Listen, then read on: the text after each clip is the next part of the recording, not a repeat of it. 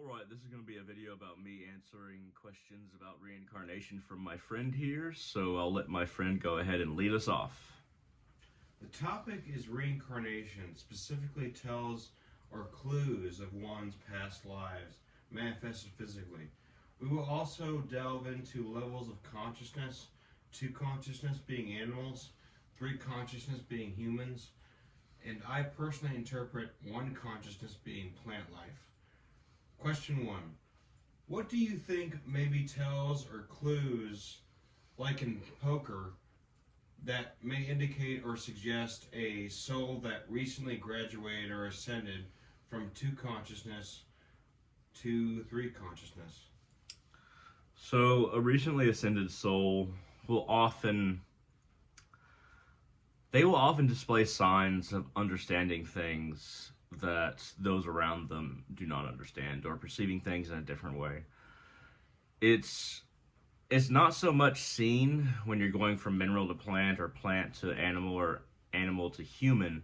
It's more seen when you get to the human level, and there's different levels of consciousness when it comes to human beings, because you might perceive compassion in an animal. You might perceive a good plant, something like that. But it's easily seen by us when we see different levels of consciousness as human beings who just are a little bit different, have something about themselves that isn't quite like everybody else, but is shining. It's bright. It's wonderful. There's this quality about certain human beings that you feel like you want to listen to them, you want to follow them. But what differs between somebody who's like a negative a negative personality, let's say somebody like Hitler, very good speaking skills, and a lot of people attracted to him, but always chaotic, or always self-obsessed. There's the other side of it where somebody's very calm, but they're also speaking not necessarily lies, but manipulating you in a certain way. So it's when we're just talking about the basic levels of elevated consciousness, it may not be a character on that level. It may not be somebody like Paramahansa Yogananda or Kriyananda on the good side, good side, positive side, elevating side. It may be something like, oh, this person has leadership potential. They make sense. They grant me a level of understanding and peace. So we accidentally look out for these characteristics in people. We know they're a little bit different, but different in a good way. So that shows that they've achieved a certain level of elevation, though it's by no means one stage of human elevation. It's multiple stages, many stages that can be perceived, understood, and recognized. But it's definitely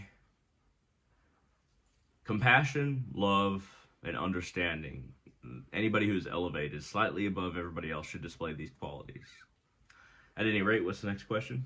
Question two. Mental illness, in quotation, of course, like ADHD, schizophrenia, multiple personalities, autism, anxiety, and other mental conditions not named, seeing as they are low in percentage to the general populace, do you think that they may be an indicator of not necessarily avatars, but of souls that chose to descend, to wander, to lift three consciousness souls up to fourth consciousness as a whole? So, somebody with a mental disorder like schizophrenia, like I have, or bipolar depression, something like that, sometimes, well, most of the time, it's something that the soul needs to learn. We are schizophrenic, we are depressed, we display these qualities. So when you learn something through reincarnation, it's never just you're punished. It's more like you're given this obstacle to make you better. As far as depression and schizophrenia or anxiety disorder, bipolar, elevating you above others' consciousness, we got to be careful. We got to understand that sometimes there's other reasons for this. It's not that we are elevated or that we display qualities that are greater than the average human being. Sometimes it's just an obstacle that our soul has to overcome, rather than identifier or a signature of someone who has achieved a different state of consciousness that is higher. It's hard to say that something is a tell as far as a higher level of reincarnation through disorders. There's a lot of factors that feed into that. And some of it might be punishment, but it's not. Once again, when you experience a punishment, there's going to be a good side as well to it. You're going to learn. So I think that, yeah, sure, a lot of people with schizophrenia, maybe like myself, are more open to a reality beyond what most people believe. That is definitely something that a lot of schizophrenics that I've met are open to, and it is because they are schizophrenic that they are open to other definitions of reality, other realizations about existence that they would not have had if they did not have schizophrenia or some kind of mental disorder that caused them to really question who they are, what is the nature of things, and how can I move forward. Sometimes it takes a mental disorder to break stagnation for a soul, and that sometimes it also means there's an elevated quality to a person. At any rate, what's the next question? Question 3. How would you propose in lifting up two conscious beings such as animals in this human life? So lifting up the consciousness of animals and even plants a lot of the time. Um, Animals that are around us that we have as pets, they generally are closer to having a human birth.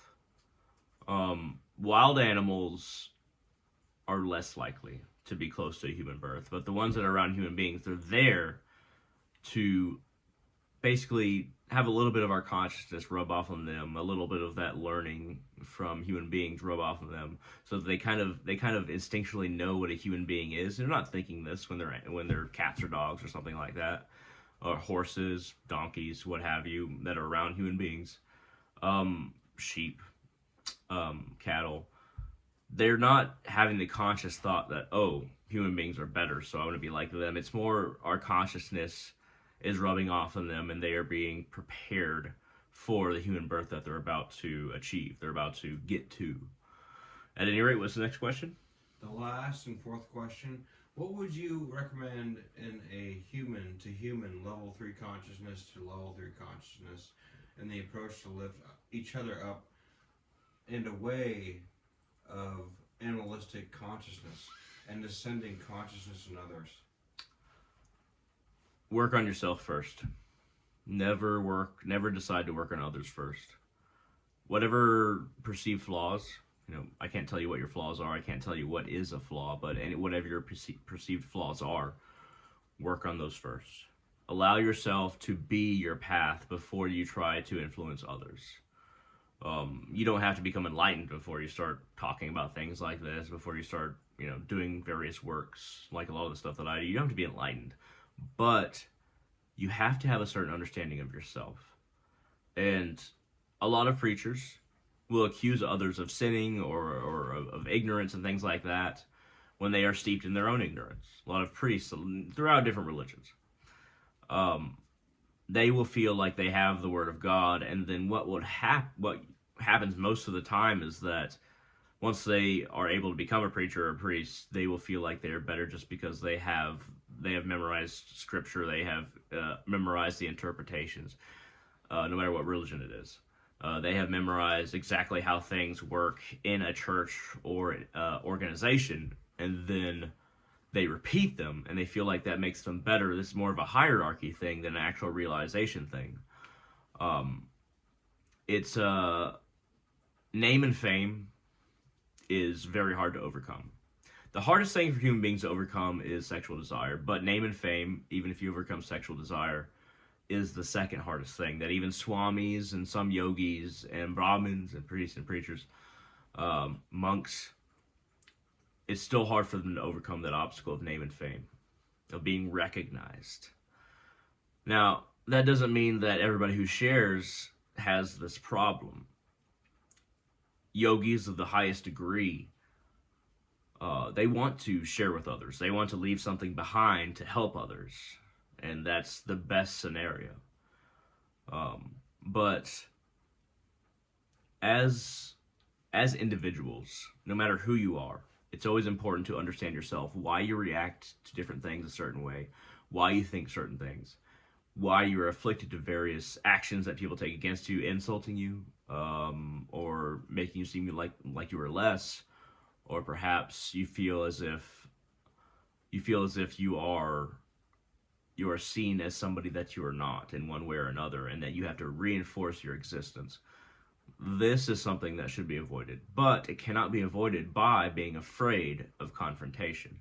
If you're afraid of confrontation and you avoid it that way, that does not mean that you are better in this situation. If you avoid something, not afraid of confrontation, but that it is because of this principle that I'm talking about, where you don't need to reimburse your ego. You don't need to put out your ego as something that is greater than it is. As long as you don't have that, and the fear, then stepping away from conflict is the right thing to do. Um, Human beings, we're still animals of status, hierarchy, and we have to work out of that. We are still beings that can learn from one another, but have a resistance to, because we want to be a higher up level.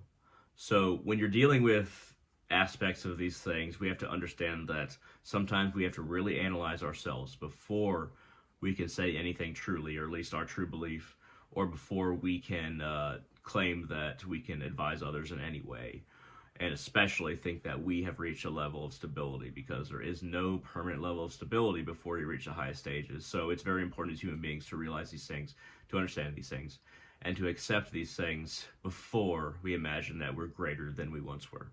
Is there any other questions? No further questions.